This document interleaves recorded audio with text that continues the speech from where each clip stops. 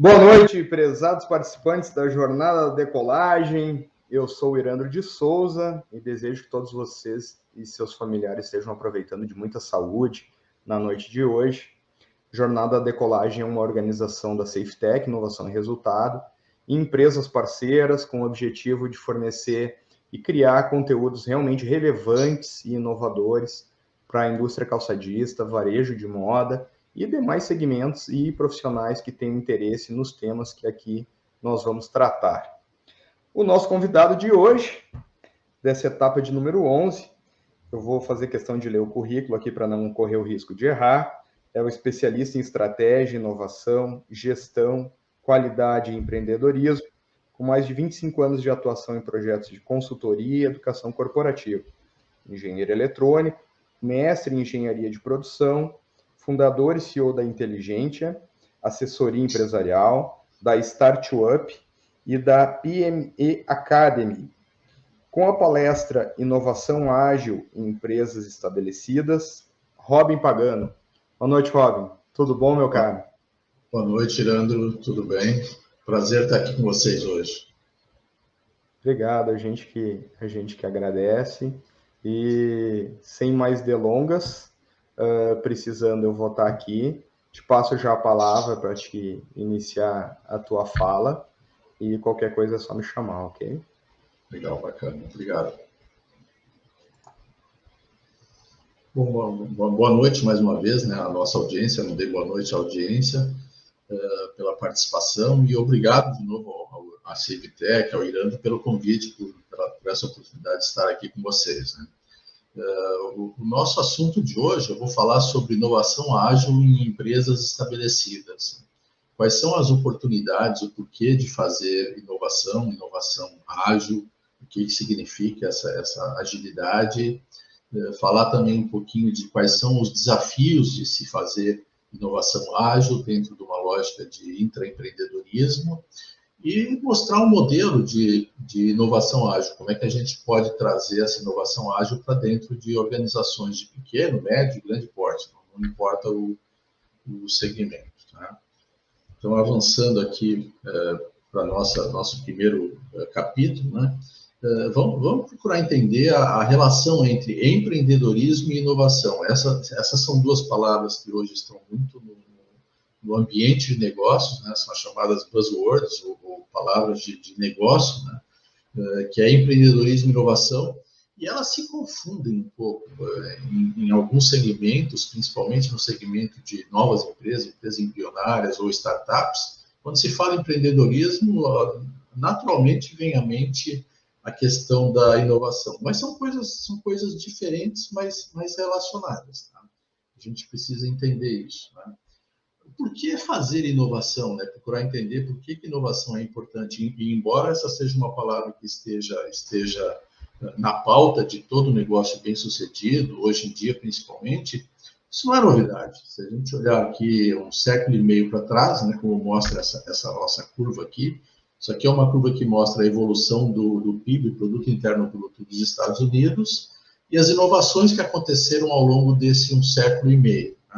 Então, começa lá em 1876, com telefone, fonógrafo, energia elétrica, aspirina, e diversas áreas, eletrônica, saúde, transportes, né, produção, penicilina, televisão, os computadores eletrônicos já final da década de 30 do século passado, a micro-ondas, o transistor, o laser, e-mail, internet, então também entra nesse processo de inovação, iPad e por aí vai. Tá? Ou seja, existe uma evolução que acaba se coincidindo entre inovações e crescimento do PIB. E quando a gente fala em crescimento do PIB, evidentemente a gente está falando do crescimento das empresas. Né? Quem faz inovação são as empresas, tá? A economia são as empresas. Então, existe uma relação muito clara entre inovações tecnológicas, o uso dessas inovações tecnológicas por empresas e a evolução desse crescimento do PIB. Essa é uma curva que mostra isso, essas transformações ao longo do tempo, ao longo de 1,5 século para trás, olhando para trás. Tá? Se a gente olhar por um outro prisma, o prisma de ondas de inovação, também mais ou menos no mesmo período, até um período de um pouco mais para trás, né, 2 séculos e meio, a primeira onda de inovações, a gente falou de transformações, né, que estão ligadas a inovações, como eu estava falando, elas começaram lá no 1785, com a força a vapor d'água, a mecanização, a indústria têxtil, comercialização. Depois a segunda onda avançou para a força do vapor, aqui é a força d'água, a força do vapor, as ferrovias, o aço, o algodão. A terceira onda veio um pouco mais adiante com eletricidade, a indústria química, motores a combustão interna no início do século passado, né? O Ford Modelo T, todo mundo acho que sabe um pouco da história, né? Criou uma grande revolução. A quarta onda, os petroquímicos, eletrônicos, aviação, espaço. A quinta onda, as redes digitais, a biotecnologia, a tecnologia da informação, já do final do século passado, anos 90, em diante. E nós estamos vivendo hoje a sexta onda. Essa sexta onda, ela passa por aspectos como sustentabilidade, a produtividade radical de recursos, projetos de sistemas completos, a biomimética, que é você conseguir olhar como a natureza faz as coisas e procurar trazer isso, imitar de algum modo nas suas soluções, a química verde, a ecologia industrial, a energia renovável, a nanotecnologia verde. Então, de novo, a gente consegue ver que existem evoluções na economia,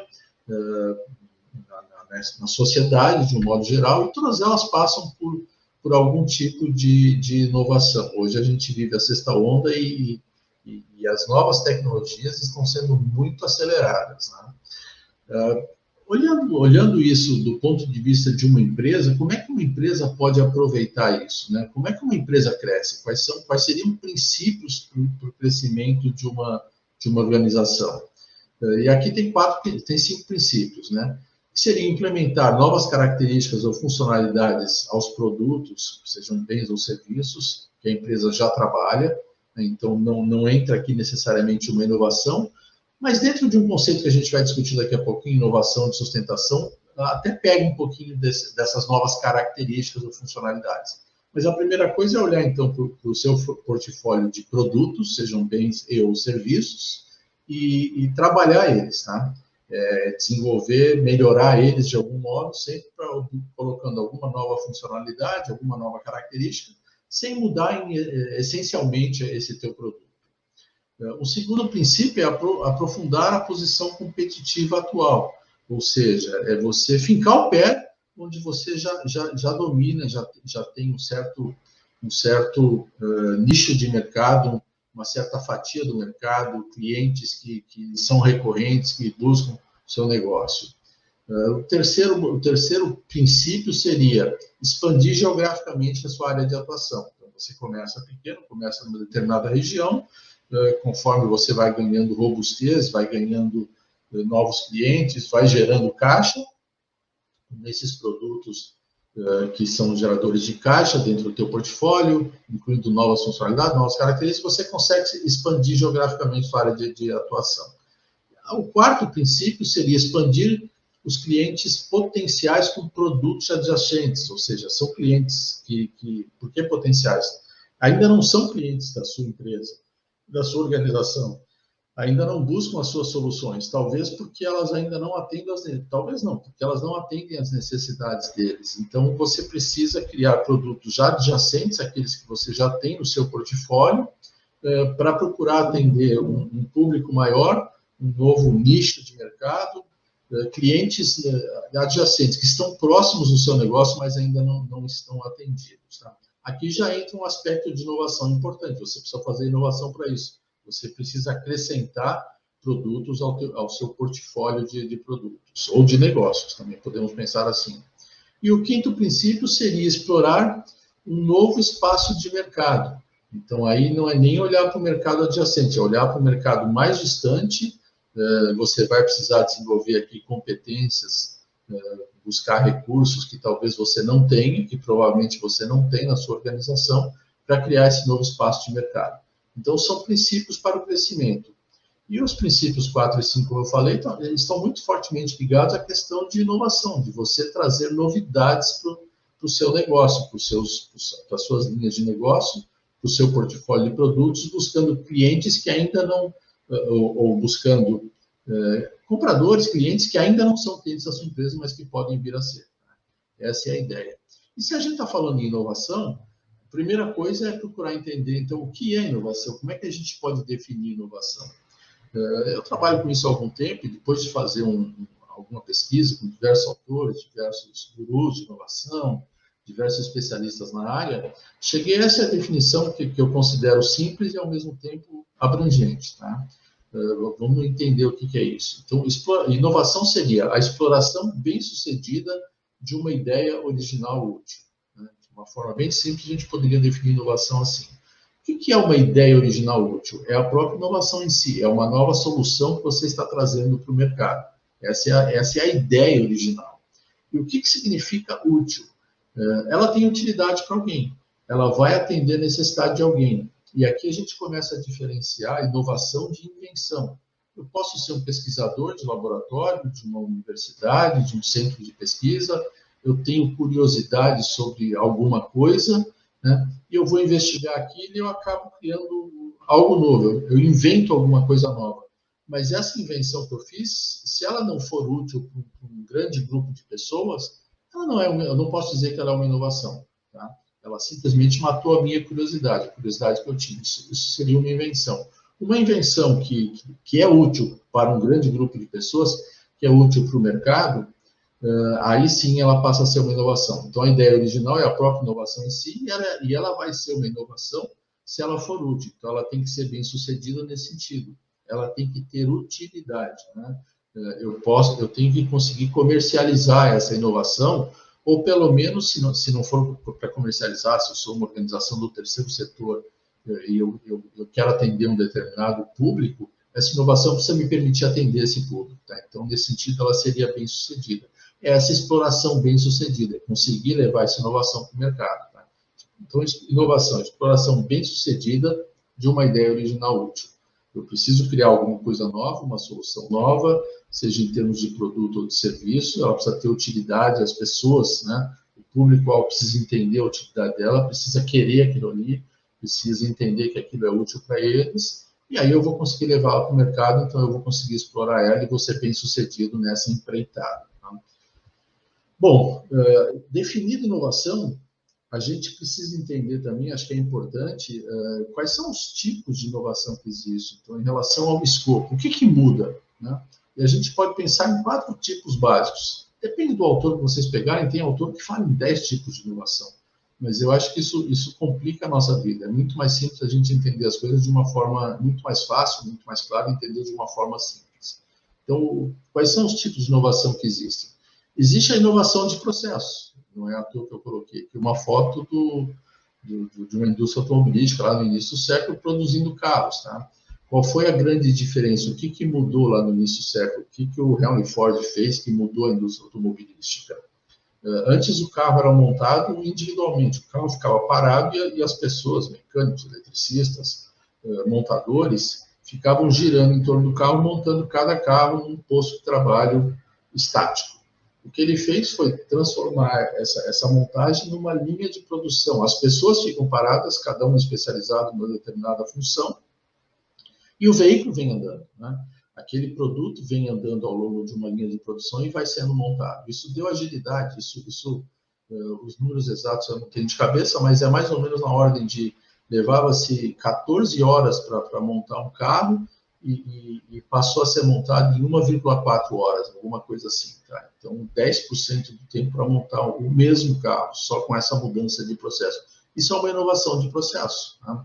É uma inovação que talvez para o público que vai adquirir aquele veículo, ele nem percebe, não faz muita diferença para ele. O que ele enxerga é o veículo pronto lá na concessionária para ser vendido. Tá? Mas faz toda a diferença em termos de custo de produção, preço que pode ser oferecido ao mercado e assim por diante. Tá? Então, essa é a inovação de processo.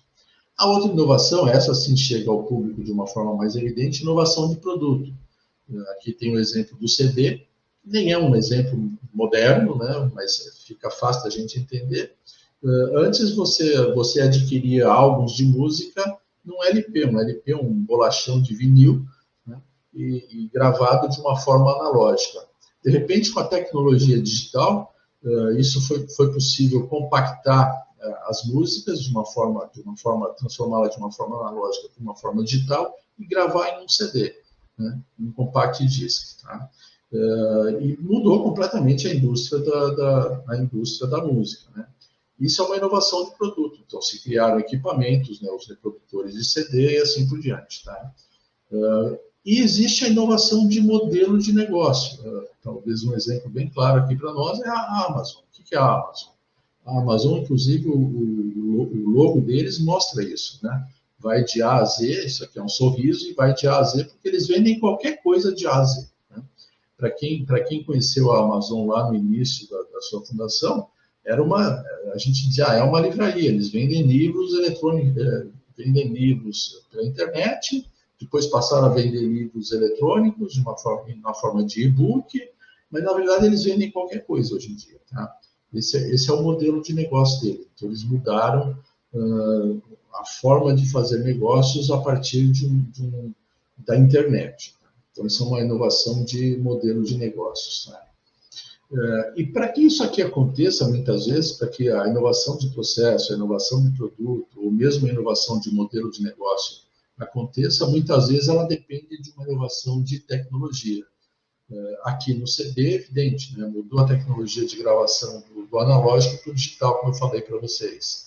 A inovação do modelo de negócio na Amazon, a internet é uma mudança de tecnologia, uma rede mundial de computadores, um ambiente onde as pessoas conseguem se conectar. Isso possibilitou criar lojas virtuais, né? E aí surgiu empresas como a Amazon. Então, isso seria os tipos de inovação quanto ao escopo: processo, produto, modelo de negócio, tecnologia. E a gente precisa entender ainda a inovação quanto ao efeito dela, qual é o alcance da mudança, né? E aqui vem aquela definição que eu falei para vocês ali atrás, a inovação incremental, alguns também chamam de inovação de sustentação. Então, aqui a gente tem alguns exemplos, um exemplo de processadores de computadores, né, da Intel, o Core 5, o Core 7, tem o Core 8, o Core 9, por aí vai. É uma evolução, a estrutura dele não muda muito, até muda de uma geração para outra, mas dentro de uma mesma geração, o que muda de um para o outro é algumas funcionalidades, algumas características a mais, um pouco mais de memória interna, um pouco mais de velocidade, de capacidade de processamento, tá? Então, isso seria uma inovação incremental ou de sustentação. E existem as inovações radicais, e aqui tem outra questão importante. Hoje em dia, muita gente fala em inovação disruptiva, né? Toda inovação radical é uma inovação disruptiva. Não é verdade isso, tá? Existem dois tipos de inovação radical. A disruptiva, que é aquela onde eu consigo oferecer um produto, um bem, um serviço para pessoas que não tinham acesso a soluções até então existentes, né? Está colocado aqui, porque eu consegui simplificar a forma de entrega. Então, são soluções mais simples, possivelmente com tecnologia inferior, funcionalidades básicas e mais baratas, focada num público que era negligenciado pelas soluções existentes. Então, isso seria o conceito de inovação radical disruptiva, tá? Onde eu consigo acessar um público que não era acessado. Claro que a empresa vai evoluindo e você acaba, muitas vezes, concorrendo com empresas grandes, empresas estabelecidas e até superando elas, né? Isso aconteceu diversas vezes. Esse é o conceito da disrupção. A disrupção acontece quando a empresa que criou uma solução mais simples, mais barata, inferior no primeiro momento, vai evoluindo nessa sua solução até suplantar empresas estabelecidas que antes atendiam o mercado, tá? Então, aqueles clientes que compravam da empresa estabelecida passam a comprar dessa empresa nova, né? Isso é a chamada disrupção. Mas existem também as inovações radicais que eu chamo de ruptura, né? E não é um jogo semântico, não é um jogo de palavras. A diferença é que aqui existe uma quebra de paradigma, tá? Por exemplo, vamos voltar ao CD, né? E a música analógica e a música digital, a música entregue num bolachão de vinil e a música entregue num compact disc. Tem gente que diz até hoje que o compact disc perde alguma coisa, o vinil tinha mais graves, por exemplo, né? Isso não é verdade. A gente consegue reproduzir a música, transformar a analógica em digital e voltar a ser analógica para reprodução nas caixas de som, sem perda de qualidade. Depende do nível de compactação que você faz na tua música, tá? Então, isso é uma inovação radical de ruptura. Os primeiros CD players eram equipamentos caríssimos, né? Não eram para qualquer um. Os primeiros CDs eram caros, né? Outra inovação radical de ruptura é a transformação dos motores a pistão para motor a jato, tá? Isso é uma inovação radical de ruptura. Não é para qualquer um, né? Não é qualquer companhia aérea que conseguiu usar esses motores a jato no primeiro momento, qualquer fabricante de aviões, tá? Então, essas são inovações radicais de ruptura. Existe uma diferença grande entre uma e outra. É claro que aqui na Disruptiva também existe uma quebra de paradigma, né? De você passar a ouvir música. Eu coloquei aqui MP3 já nem existe mais, né?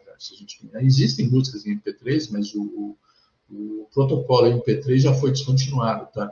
Mas é uma forma de você compactar a música, tá? Que era inferior, inclusive, ao algoritmo usado nos CDs, né? Mas funcionava bem, a gente ouvia músicas pela internet com MP3. Hoje existem outros protocolos melhores, tá? Então, esses são os tipos de inovação quanto ao efeito: incremental ou de sustentação, e radical, de ruptura e disruptiva, tá? E o que seria inovação ágil, né, que eu não trouxe aqui? O que é essa agilidade? A agilidade é a adaptabilidade da empresa, né? Então, hoje eu não posso deixar de fazer inovação, porque se eu não fizer, meu concorrente vai fazer. Eu tenho que me adaptar a esse novo ambiente, esse ambiente de competição dinâmico, as mudanças que acontecem. Eu tenho que acompanhar o que está acontecendo e ver o que eu posso fazer, trazer para a minha empresa. O empresário e o empreendedor, qual é a diferença entre você ser um empresário e você ser um empreendedor, ou você ser um empresário empreendedor? E, de novo, o conceito de empreendedorismo hoje em dia se confunde muito, principalmente na área de tecnologia, com soluções na área de tecnologia da informação, se confunde muito com empreendedorismo com inovação, né? Empreendedorismo de inovação. Mas o empreendedorismo também não é uma coisa nova, né? O Joseph Schumpeter, lá no final da década de 40, ele disse o seguinte: o que é empreendedorismo, né? E é o conceito que a gente usa até hoje. É a introdução de uma inovação no sistema econômico, na economia, na atividade econômica, realizada pelo empresário e empreendedor, visando a obtenção de lucro, que é o motor da atividade empreendedora, tá?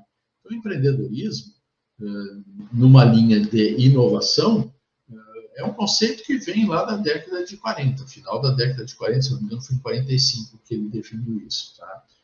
Então, não é novidade nenhuma, né? Mas hoje está muito na moda a gente falar em empreendedorismo de inovação, certo? E ele também cunhou o conceito de destruição criativa. O que é essa destruição criativa? É a introdução de uma nova linha de produtos, sejam bens ou serviços, no portfólio da empresa, e que pode competir por recursos com os negócios consolidados. Isso, como a gente vai ver em seguida, gera alguns paradoxos.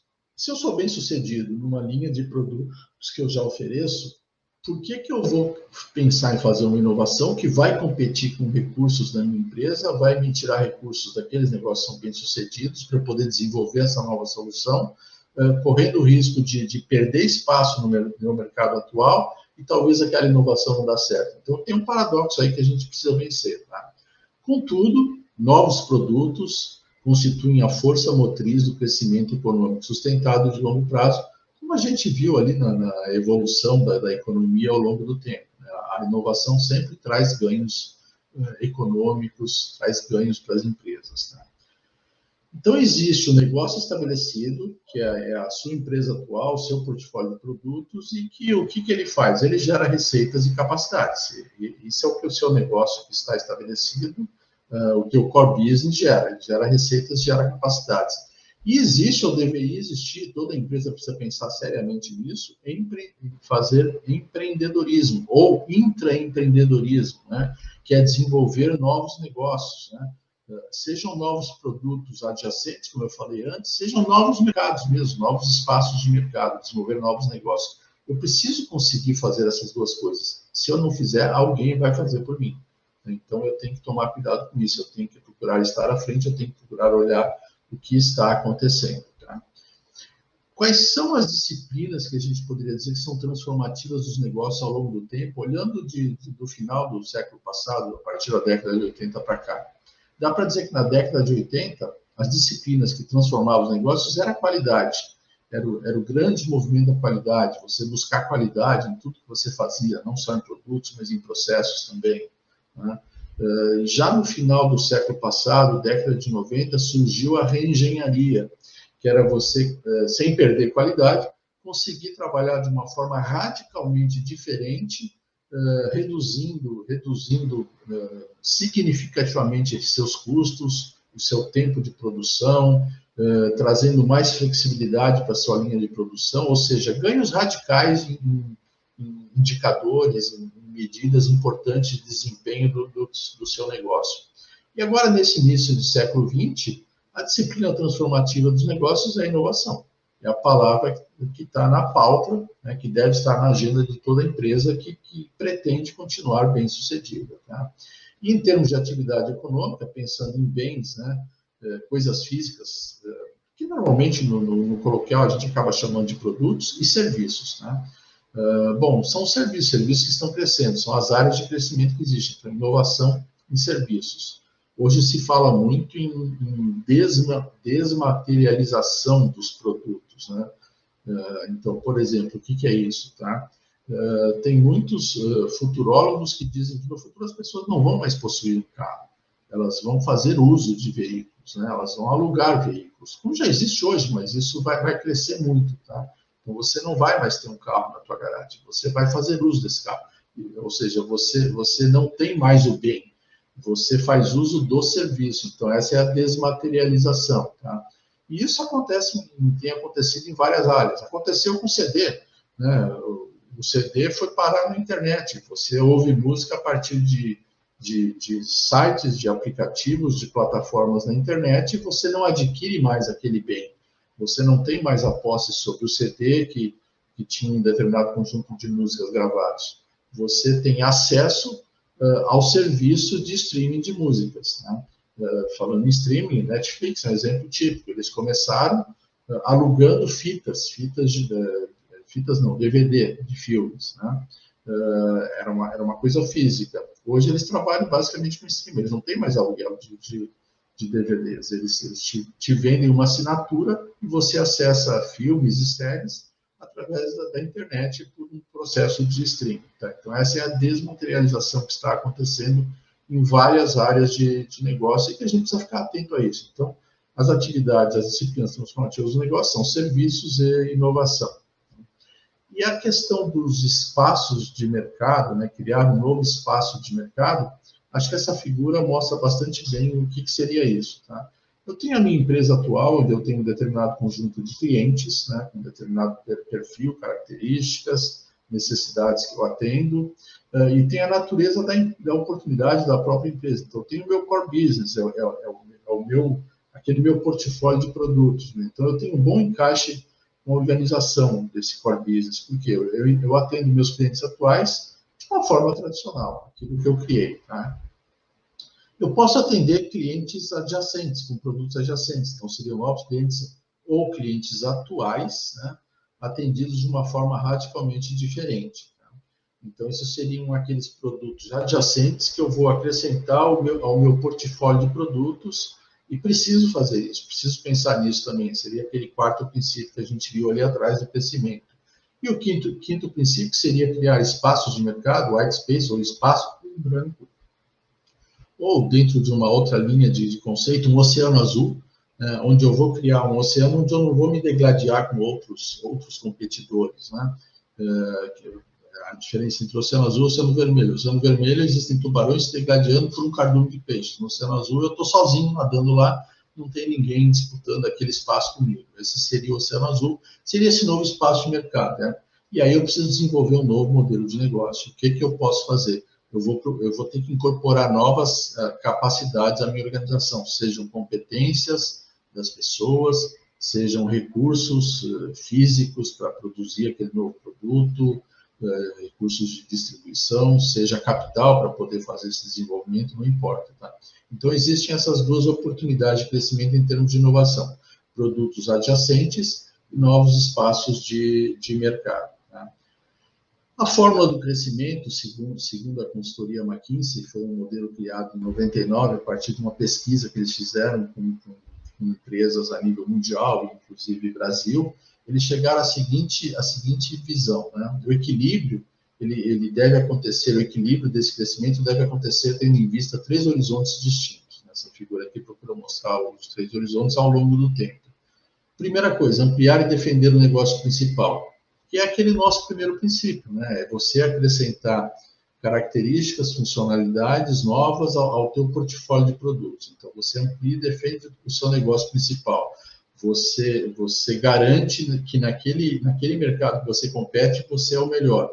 E, a partir dali, você pode até fazer uma expansão geográfica. Então, seria, aqui a gente fazendo um paralelo com o que a gente viu anteriormente, seria o princípio 1, 2 e 3. Tá? O princípio 4 seria criar produtos adjacentes, para mercados adjacentes. Então, criar negócios emergentes. Vai nessa linha.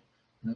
E o terceiro horizonte seria ter opções viáveis, que são novos modelos de negócio, pensando mais adiante, mais no futuro, o que você pode fazer para se manter relevante e se manter competitivo nesse mercado. Esse desenvolvimento tem que acontecer por etapas, ou seja, eu vou gerar capacidade e abrir oportunidades através de uma sequência coerente de pequenos passos, né? Então, eu tenho que saber que eu vou avançar de uma forma consistente, não necessariamente rápida, né? Mas ágil, como eu falei antes. E agilidade não tem a ver com rapidez, tem a ver com adaptabilidade, né? Claro que dentro do ágil existe o senso de urgência que a gente precisa considerar ele de uma forma importante. E criar uma organização orientada para o crescimento, ou seja, estabelecer estruturas, processos, incentivos para fomentar o crescimento. Vamos pensar aqui em estruturas, processos, incentivos para fazer inovação, para trazer o empreendedorismo para dentro da empresa, ou seja, para fazer o intraempreendedorismo. Eu preciso criar estruturas diferentes. Não vai ser dentro da mesma estrutura que eu vou conseguir fazer uma inovação ágil. Com certeza não vai ser. Né? Eu vou precisar criar novos processos e formas de incentivo. Tá? Eu prefiro trabalhar aqueles 3 horizontes, falando que nós temos 3 movimentos de crescimento e que eles podem ser disparados em paralelos, diferentemente do que aparece nessa figura. Né? Primeiro eu faço o horizonte 1 acontecer, depois eu vou para o horizonte 2, depois eu vou para o horizonte 3. E que fique claro aqui que esses horizontes eles se repetem em ciclos. Né? O horizonte 3 vai virar no futuro o horizonte 1.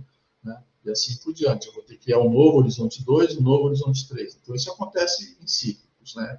É aqueles ciclos que acontecem na economia de evolução. Né? Bom, mas eu posso pensar em 3 movimentos de crescimento que começam em paralelo. Né? O primeiro é olhar para o meu core business. Como é que eu fortaleço o meu negócio principal? O que eu preciso fazer para fortalecer o meu negócio principal? Para garantir que naquele mercado que eu estou competindo, eu sou a escolha preferencial dos meus clientes. O que eu preciso fazer? Olhar para o meu portfólio de produtos e entender quais são os produtos geradores de caixa. O que eu faço com eles para mantê-los como geradores de caixa sem fazer grande investimento? Quais são os produtos que a gente chama de estrela dentro de um portfólio de produtos? Ou seja, são produtos que têm um valor agregado maior, que talvez atendam um outro público, né, alvo, que tem mais capacidade de aquisição, e por ter um valor agregado maior, eu cobro mais caro, e talvez isso me limite o volume de vendas. Então, hoje ele é um produto estrela, mas ele tem um grande potencial de crescimento no mercado se eu conseguir reduzir o custo de produção e fazer uma distribuição melhor, maior. Então, eu vou trabalhar esse portfólio. Assim como eu tenho que olhar para produtos que já não são mais lucrativos, e que talvez eu tenha que tirar do meu portfólio, que nunca é uma decisão fácil. Né? Às vezes a empresa nasceu com aquele produto e existe uma componente emocional para retirar ele do seu portfólio. E eu preciso pensar em produtos que vão nascer. E aí a gente vai entrar em produtos adjacentes e novos modelos de negócio. Então, esse meu core business, eu posso ser a empresa mais competitiva no meu mercado atual. Se eu não fizer nada diferente, se eu não fizer inovação em algum momento, ele vai decair ao longo do tempo. A gente viu isso acontecer com diversas empresas famosas, né? e que eram dominantes no mercado. Só para dar 2 exemplos, a Kodak, de filmes fotográficos, e a Nokia, de smartphones. Né? Então, assim, por que elas decaíram? Elas eram líderes de mercado. Por que elas decaíram? Porque elas não fizeram a inovação, não fizeram a mudança no seu portfólio de produtos, acreditando que aquilo ia competir com o seu produto atual, né? Que é aquele paradoxo, um dos paradoxos que a gente falou e vai falar deles logo em seguida. Tá? Então, eu preciso trabalhar no meu core business. Eu preciso trabalhar em novos produtos. Eu posso disparar isso em paralelo, começar a pensar em novos produtos aqui. Né? Ou seja, o que eu posso acrescentar de produtos ao meu portfólio, produtos adjacentes, né? E que também ele vai ter sucesso durante um tempo e depois ele tende a decair. Tá? E eu tenho que pensar também, olhando mais para frente, quando a gente fala em planejamento estratégico, normalmente a gente fala também em visão de longo prazo. Então, aqui é uma visão de longo prazo. Tá? O que daqui a 3, 4 anos, talvez no mundo dinâmico que a gente vive, de mudanças tão aceleradas, não é nem 3 ou 4 anos, é 2 ou 3 anos. Tá? Então, o que eu vou fazer? Que novos negócios eu posso entrar? Né? E aí eu preciso olhar para fatos, o que a gente pode chamar de fatos portadores de futuro, para disparar essas outras 2 curvas aqui. A curva de produtos adjacentes e a curva de um novo modelo de negócios. O que é um fato portador de futuro? Exemplo claro, tecnologia 5G. Vai mudar muita coisa. Né? Isso afeta o meu negócio de que forma? Tá? Olhando para uma outra indústria, segmento automobilístico, muitos países já decretaram que a partir de 2030 e pouco, não vai mais ser permitido produzir e vender carros a combustão. Né? Bom, isso vai mudar muita coisa. O que eu vou fazer? O que as empresas que estão instaladas lá e que hoje produzem carros, motores a combustão, vão fazer? Tá? Então, esses são fatos portadores de futuro. Existem sempre pistas, a gente tem que ficar atento aos cenários, o que está acontecendo e se isso afeta o meu negócio ou não. Né? Então, são esses 3 movimentos de crescimento que a gente tem que ficar atentos. Né? E aí, separando, então, empreendedorismo de empresa estabelecida, empreendedorismo, a gente pode dizer, ou intraempreendedorismo, é uma atividade temporária que explora soluções para problemas, identifiquei um novo problema e acredito que eu posso desenvolver uma solução para atender esse problema, resolver esse problema de mercado, o trabalho a ser feito com o cliente e vou criar um novo modelo de negócio. E a empresa estabelecida é uma organização permanente que executa um modelo de negócio. Então, esse modelo de negócio do empreendedorismo sendo validado, ele vai passar a fazer parte do portfólio de negócios da empresa estabelecida. Tá? Como é que a gente pode fazer inovação? Como é que a gente pode trazer, então, o intraempreendedorismo para a minha organização? Tá? Eu trabalho com um modelo onde existem 3 fases de desenvolvimento do empreendedorismo, tá? Que eu chamei de modelo de ação para o empreendedorismo inovador, que é o desenvolvimento tecnológico, que é o desenvolvimento de uma nova solução, tá? O desenvolvimento mercadológico, então, é levar essa solução para o mercado, inovação, é a exploração bem-sucedida de uma ideia original útil. Aqui eu tive a ideia original útil, eu validei ela e eu trouxe para o mercado. Né? E aí o desenvolvimento organizacional, é como é que eu faço que essa nova solução, essa nova unidade de negócios, esse novo modelo de negócio, que provavelmente está dentro de uma nova unidade de negócios, seja incorporada definitivamente à minha empresa. E cada uma dessas fases são desenvolvidas em etapas. Então, a etapa de desenvolvimento tecnológico, eu vou passar por 2 níveis de trabalho, que é de pensamento e ação, né? Então, no primeiro momento, eu vou conceber a minha solução, eu vou traçar a visão de futuro para essa nova solução, eu vou estabelecer um produto mínimo viável, né? Eu vou estabelecer o meu VPC, que é o Value Proposition Canvas, ou seja, o Canvas é a proposta de valor, que é esse modelinho aqui. Tá? Então, qual é o problema que eu identifiquei, quem que eu vou atender e como eu vou atender. Né? Então, eu defino isso, eu concebo essa minha nova solução, eu estou num nível de pensamento, aí eu desço para a ação. A ação seria o quê? Fazer uma prototipagem, por exemplo, você conseguir criar um mínimo produto viável, um Minimal Viable Product, né, que é a sigla aqui, MVP, ou seja, como é que eu valido essa minha solução? E aqui tem um aspecto importante, o mínimo produto viável não é um produto propriamente, qual é a forma mais econômica de validar a solução que eu encontrei.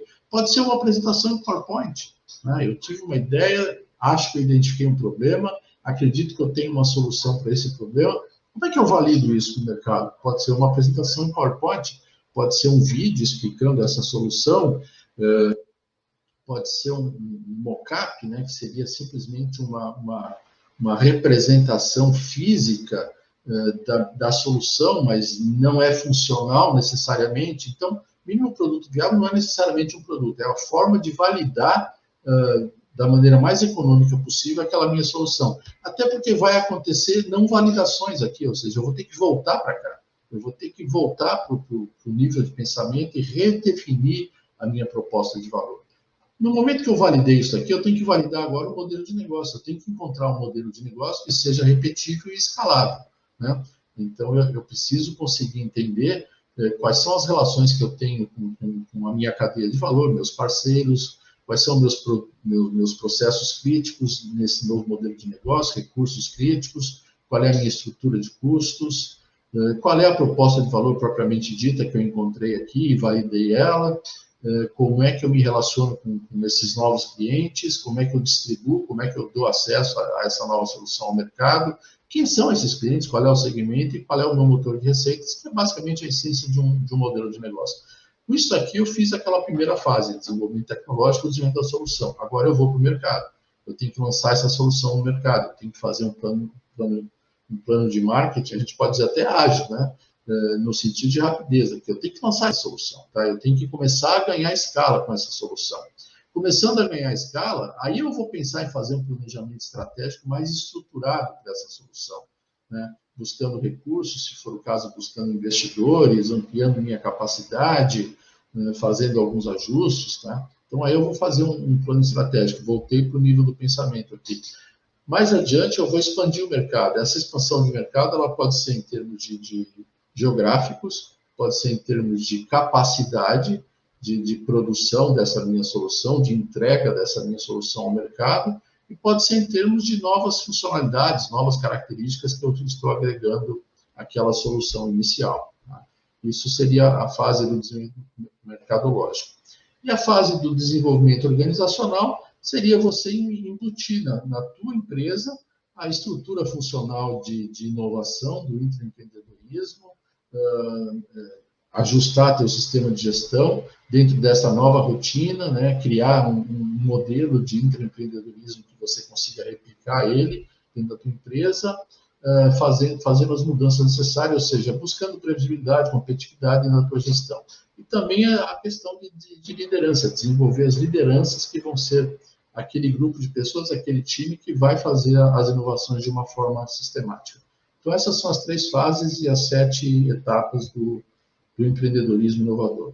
Quais são os paradoxos, né, para você trazer esse intraempreendedorismo da tua empresa? É da flexibilidade, da falha do conhecimento, do alinhamento estratégico e do sucesso no negócio. Vamos dar uma olhada em cada um deles. Paradoxo da flexibilidade. Empresas estabelecidas exigem estruturas, modelos e controles, sistemas bem estruturados, bem desenhados, para funcionar bem, né, para conseguir ter previsibilidade naquilo que ela entrega e se manter competitiva.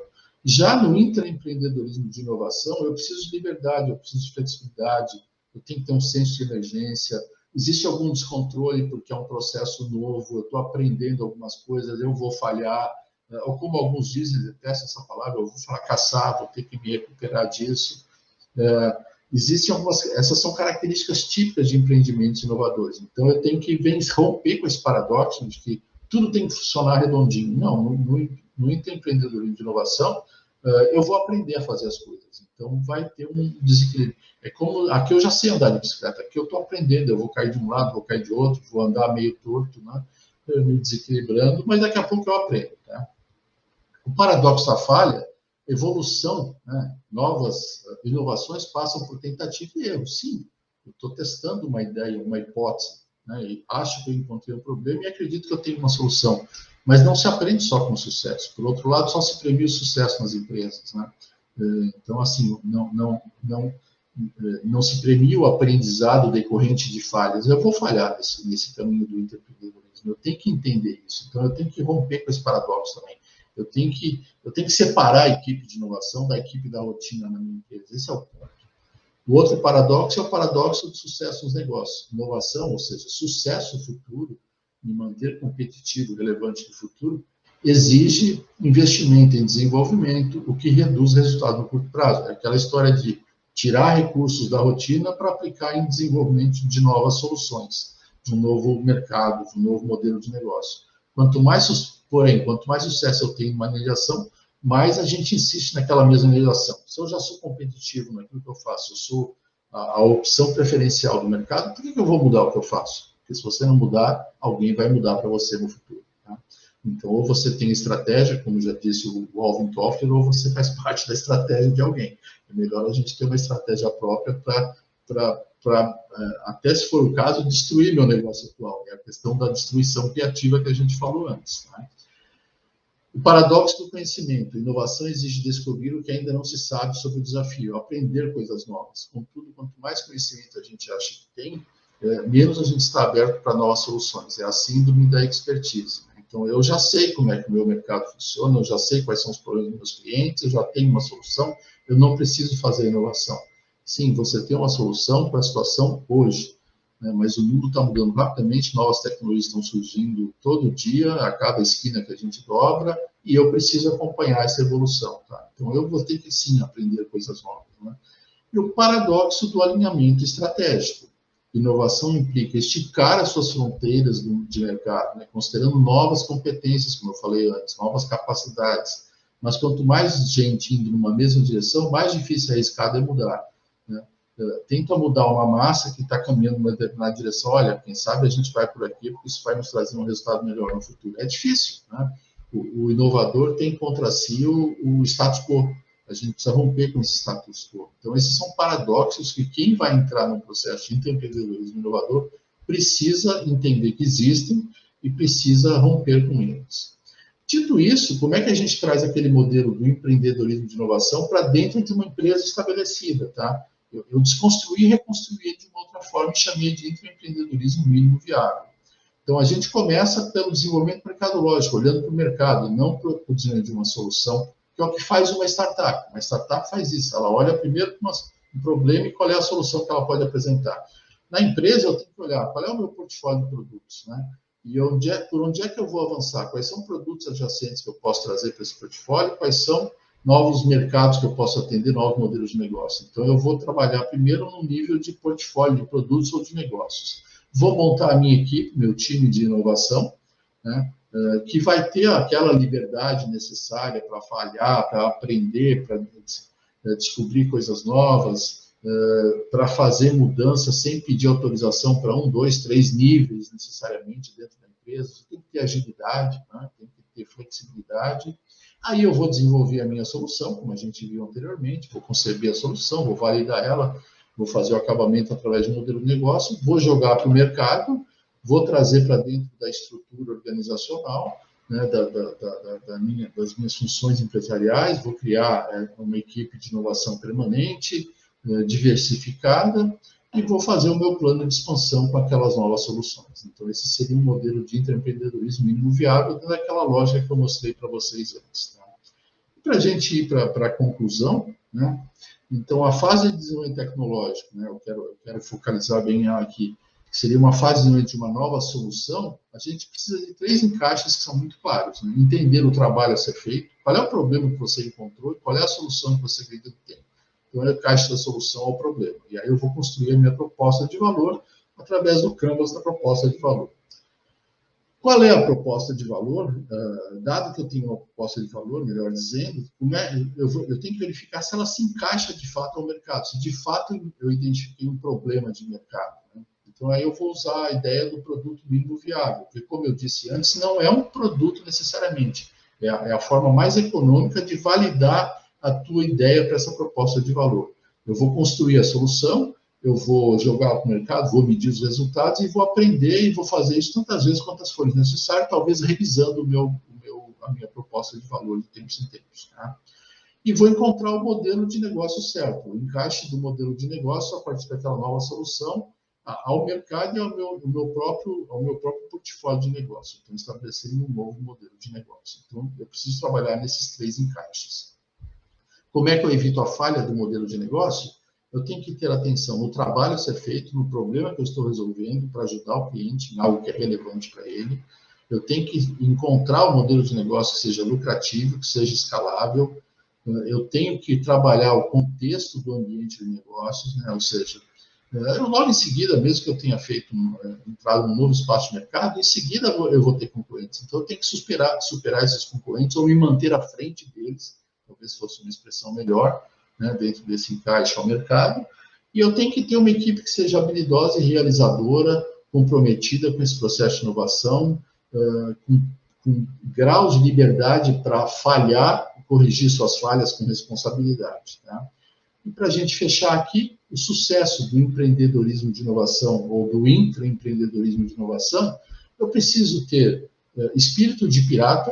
Em que sentido? Tentar coisas novas, romper com paradigmas, romper com aqueles paradoxos, ser criativo, buscar soluções, ideias de soluções onde ninguém ainda olhou para aquele lado, tá? Eu preciso ter espírito de pirata, né? Ser um desbravador. E, ao mesmo tempo, eu tenho que ter habilidade de uma tropa de elite, ou seja, eu tenho que ter disciplina, eu tenho que fazer a coisa de uma forma disciplinada. Embora os processos não estejam padronizados, bem definidos, eles existem, né? Inovação é um processo.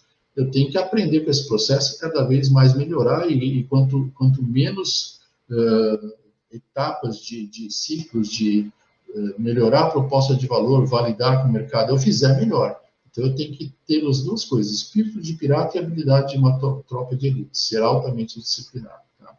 Nisso eu fecho essa apresentação aqui. Quero agradecer vocês, obrigado pela atenção. Né? Quem quiser bater um papo sobre isso, tem meus contatos aí. Irandro? Opa! Espero ter atendido a expectativa de vocês. Né? Cara, muito bom, muito bom. E a gente já esperava que ia ser muito bom mesmo, e só temos a te agradecer.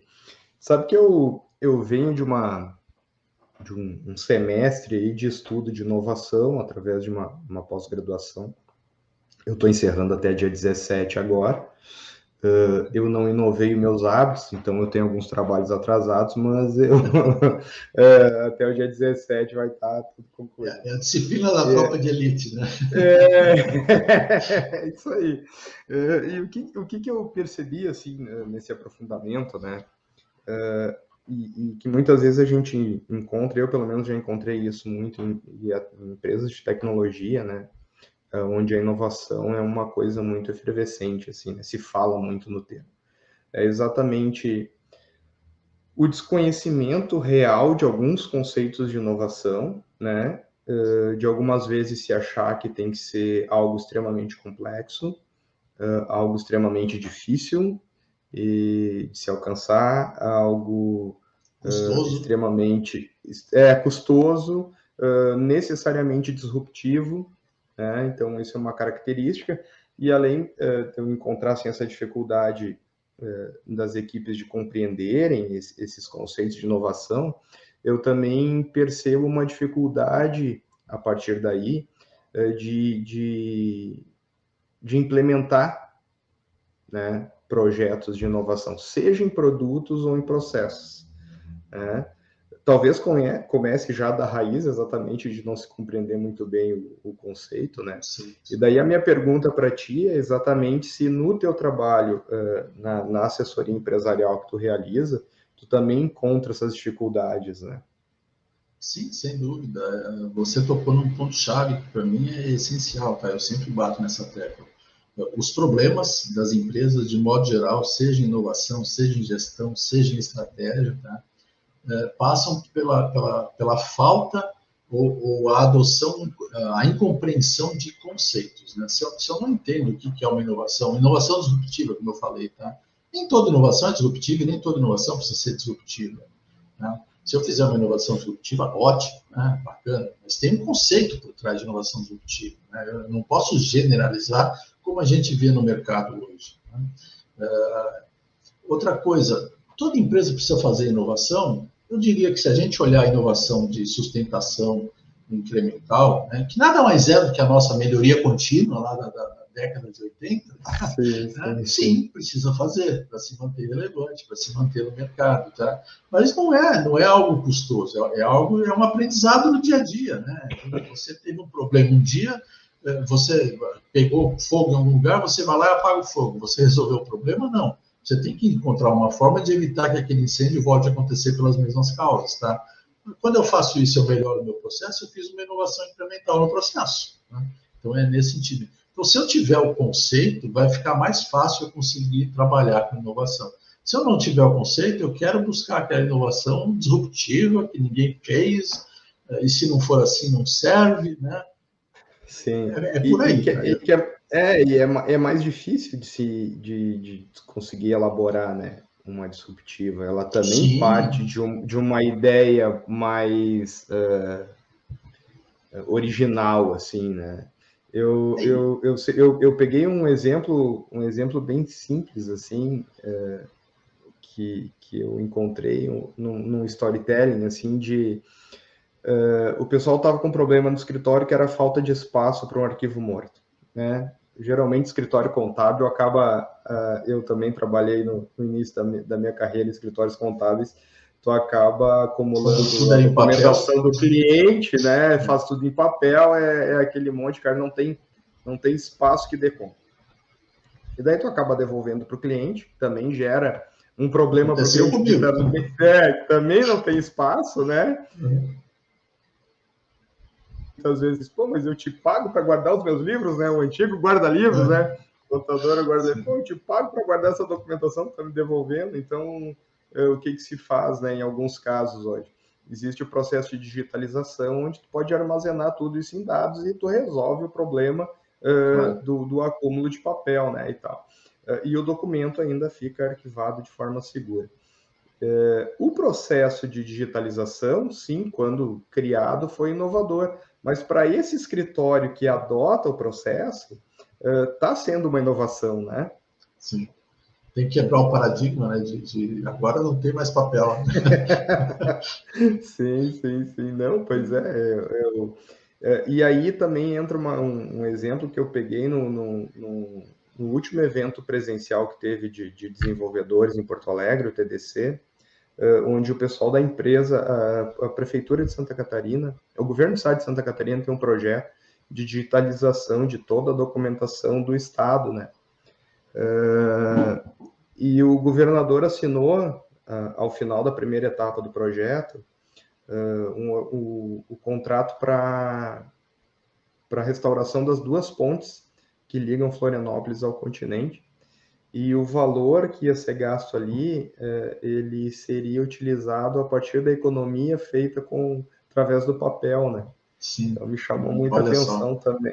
Me chamou muita atenção a questão não só além do custo que a inovação ela traz no início, mas estava se fazendo uma enorme economia, né, através de um processo. O investimento se paga ao longo do tempo, e às vezes um tempo curto se paga, né? Exatamente. Olha a nossa justiça, os processos ainda tem um papel, né? Outro dia eu estava do lado de um escritório, atendendo um cliente próximo a um escritório de advocacia, e vi sair um estagiário do escritório com um carrinho desses de supermercado cheio de processo, né? Quer dizer, se o réu daquele processo sabe disso, vai lá e rouba aqueles documentos, acabou o processo. Acabou o processo. Não tem mais, né? Sumiu com as provas, né? Não, mas é uma realidade. Provas, né? Então, é uma coisa assim, tudo bem, era assim que funcionava, mas hoje não precisa mais ser assim. É aquele conceito de desmaterialização que eu falei antes, né? Aquele documento físico foi desmaterializado para o digital, né? Eu posso escanear, eu posso fotografar processos antigos e guardar digitalmente. E aí eu tenho backup, não tem como aquele negócio desaparecer, né? Robin, para a gente encerrar, eu queria só que tu falasse um pouco do teu trabalho ali na Inteligentia, na Startup e na PME Academy. Legal. Bom, a Inteligente, ela existe desde 98, eu comecei a trabalhar nessa área de consultoria e educação corporativa, com gestão, qualidade, fiz mestrado em engenharia de produção na área de gestão da qualidade total, um modelo de implantação da qualidade total na indústria brasileira. Foi lá em 94. Desde lá para cá eu tenho trabalhado com consultoria. Em 98 eu criei empresa própria, Inteligente Assessor Empresarial. Antes disso eu trabalhei com trabalhei com a Fundação CEP em Santa Catarina, tive uma outra sociedade durante um ano, também em Santa Catarina, em Florianópolis. Depois criei minha empresa própria, tá? E o que eu trabalho, né, a partir da Inteligente é basicamente a estratégia, a formulação estratégica, execução estratégica, gestão, rotina, processos, métricas, indicadores, qualidade. Trabalhamos também, aí não sou eu, é a minha sócia, temos outros parceiros que trabalham com liderança, comportamento, ou seja, tudo aquilo que envolve as áreas de negócio que são importantes do ponto de vista de gestão e liderança para uma empresa.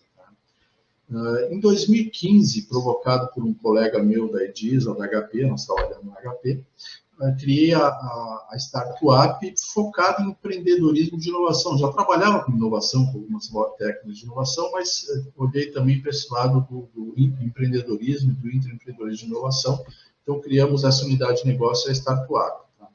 Dentro da Startup, até criei um diagnóstico, eu chamei de Entrepreneurship Readiness Level, né, que é o nível de prontidão do empreendedorismo, isso vale para empreendedorismo também. Quem quiser responder, vai lá no site da Startup, consegue responder e recebe um relatório sintético de em que estágio ele está dentro daquele modelo das 3 fases e 7 etapas. Né? Isso é free. Então, por ali a gente trabalha nessa área.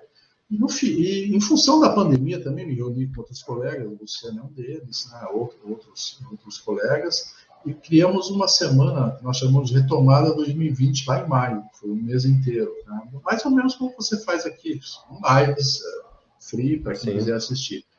E a partir daí, o que até pouco tempo atrás é o que nos permitia, né? Que era possível fazer. Né? Sim, é o que dava para fazer. O presencial estava fora de questão. Né? Em alguns casos ainda está, né? E a gente vê que é uma quebra de paradigma, né? Você não precisa estar presente para entregar um conhecimento, para discutir um modelo de negócio, o que for. E aí a gente criou, então, junto com algumas dessas pessoas que participaram daquele programa, criamos a PME Academy, que é uma plataforma onde a gente entrega conteúdo nas diversas áreas de negócio, estratégia, inovação, qualidade, liderança, governança corporativa, cadeia de suprimentos, serviços, produção, o que você imaginar. Isso está em construção, evidentemente, mas essa plataforma entrega conteúdo de uma forma ágil, de uma forma rápida.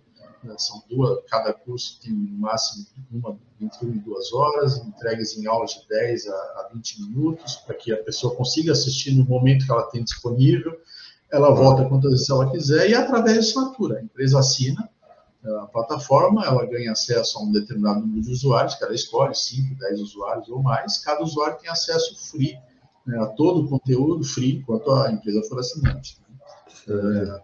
Então, a todo o conteúdo pelo tempo que a empresa se mantiver assinante. O profissional também que quer aumentar a sua empregabilidade também pode contratar um plano profissional. Né? Então, tem um plano individual, como se fosse uma Netflix. Né? Nossa empresa vai ser a Netflix da educação continuada de gestão e liderança no Brasil. Tá? Então, é essa a plataforma. Então, são esses a plataforma disruptiva. E, com certeza, com certeza. Né? Está bem dentro desse conceito. E por que ela seria disruptiva? Porque ela, pelo volume que existe de pequenas e médias empresas, 98% das empresas brasileiras são pequenas e médias, a gente consegue entregar um conteúdo de qualidade, a gente faz curadoria desse conteúdo, de quem é que vai entregar o conteúdo, a um preço muito acessível, o preço de uma Netflix, né? Até menos. Então, ela é disruptiva nesse sentido. Né? Claro. Claro, ela não tem o presencial, não tem o ao vivo. Né? Até tem, a gente tem mentoria para quem quiser contratar, é um valor extra, mas a ideia são conteúdos gravados. Tá? Você estuda na tua área de especialização, você pode aprofundar, você pode passar a estudar também áreas complementares que vai aumentar o teu conhecimento, a tua empregabilidade, a tua capacidade de gestão. Essa é a ideia da plataforma. Tá? Então, são essas atividades que eu exerço há mais de 25 anos. Perfeito. Cara, é muito bom para nós da SafeTech, assim, ter esse contato próximo com pessoas com a tua capacidade aí, tanto de conhecimento quanto de entrega profissional também. Então, é muito bom. Eu, representando aqui a direção da SafeTech, também os colaboradores da SafeTech, eu agradeço muito pela tua disponibilidade hoje à noite em compartilhar com a gente esses conhecimentos. Sem certeza vai ser muito importante aí para o material que a gente está construindo aí dentro da SafeTech. Agradeço muito a parceria, te desejo aí muito sucesso e vamos para uma próxima, se Deus quiser, Com daqui a um certeza. tempo. Contem comigo sempre que precisar, em algum assunto que eu tenho competência, a gente vou estar presente aqui, tenho o maior prazer em fazer isso. Desde que nós criamos a Inteligente lá em 98, nós temos um slogan que é compartilhando conhecimento. É o que a gente está fazendo aqui. Tá? Com certeza. A gente precisa ajudar esse país a ser um país melhor, né? A ser um país mais desenvolvido, e isso passa por gestão, né? Em todos os níveis, gestão de empresa privada, gestão de empresa pública, gestão de educação, de conhecimento. De educação, né? Então, a gente precisa ajudar esse país a fazer isso. Então, perfeito. Podem contar comigo, eu agradeço muito o convite também, é um prazer estar compartilhando conhecimento com vocês.